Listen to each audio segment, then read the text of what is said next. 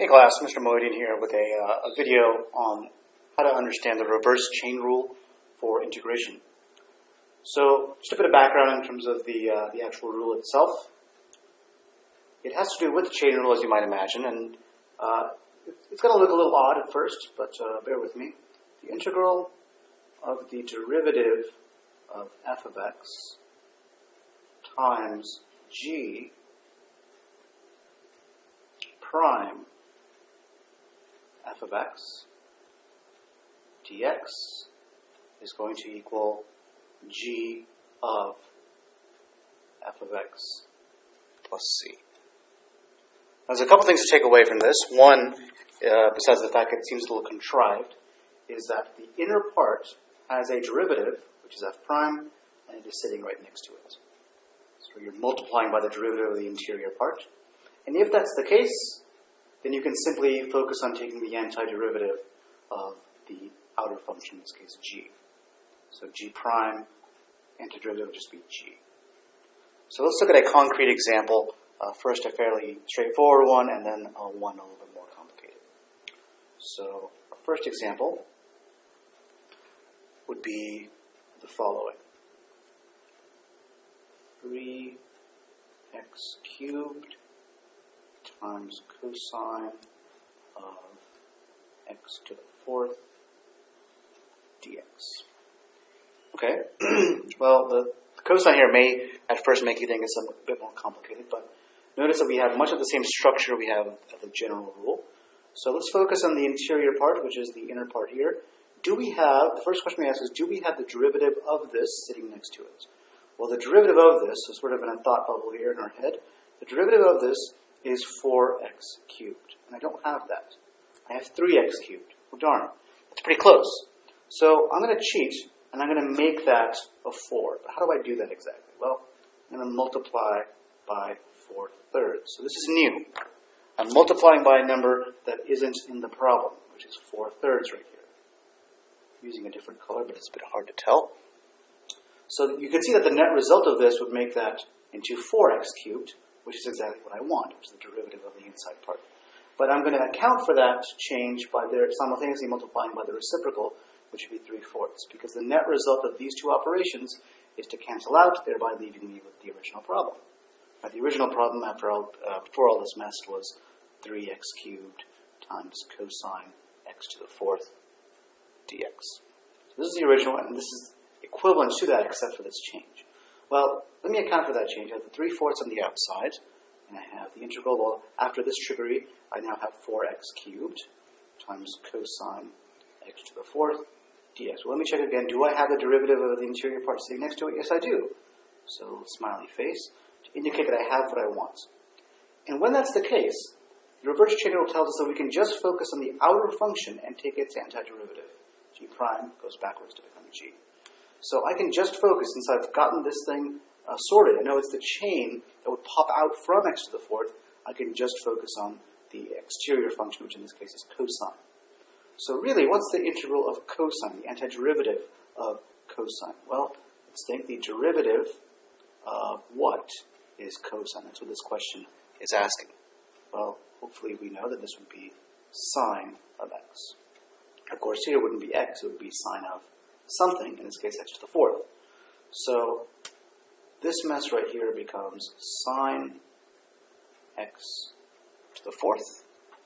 But of course, we are allowed to make this a relatively straightforward problem. Cosine becomes sine in the opposite direction because of this cheat. And the penalty for our cheat was this 3/4 out here, and it's still there.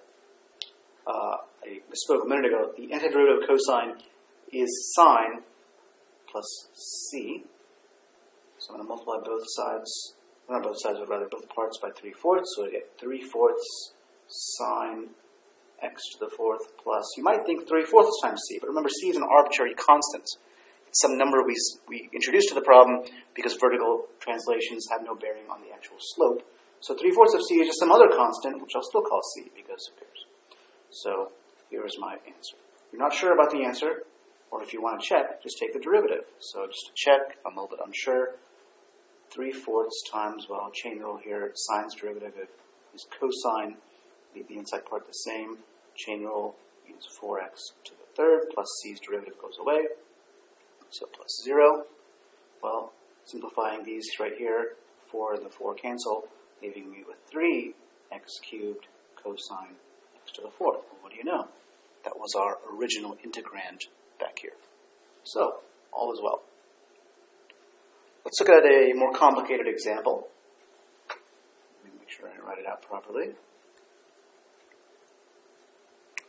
The integral of x cubed square root of 1 plus x to the 4th.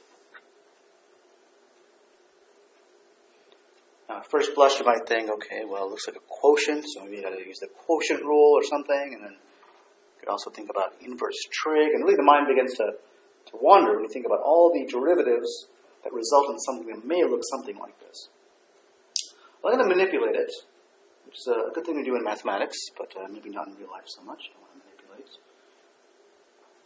So I'm going to bring the x cubed off to the side here, 1 over the square root of 1 plus x to the 4th. Now it looks somewhat more like our previous problems where you have something next to another problem. So at least I've rectified that.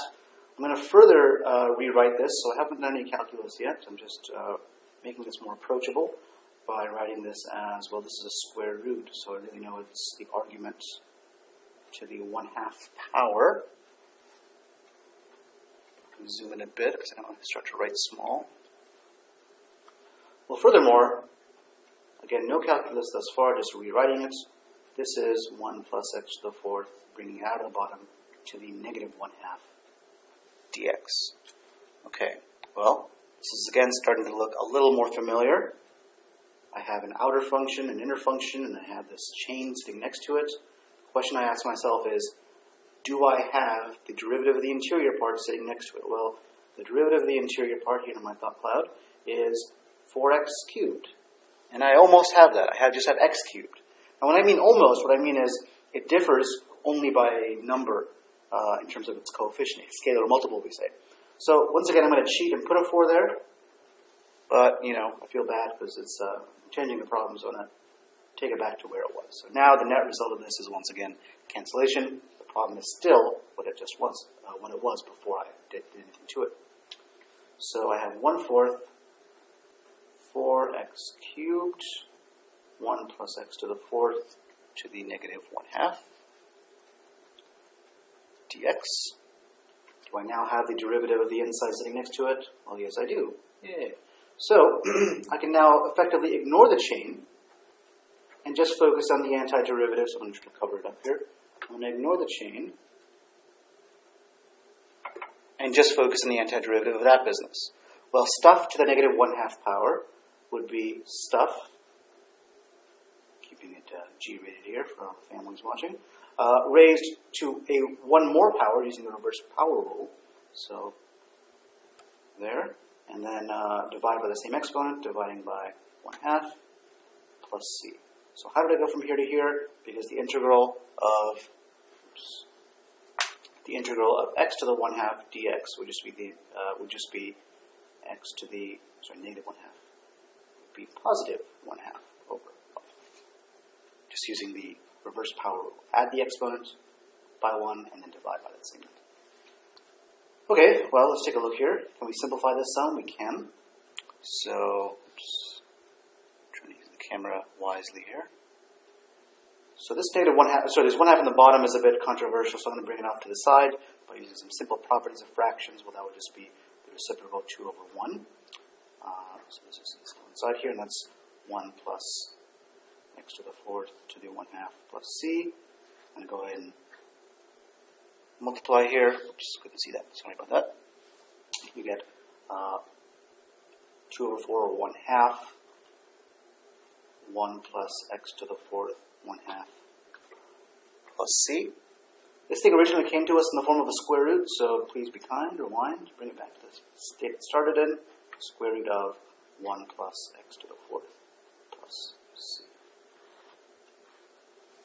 So that's certainly a more complicated problem. Let me zoom out so we can see it in total context.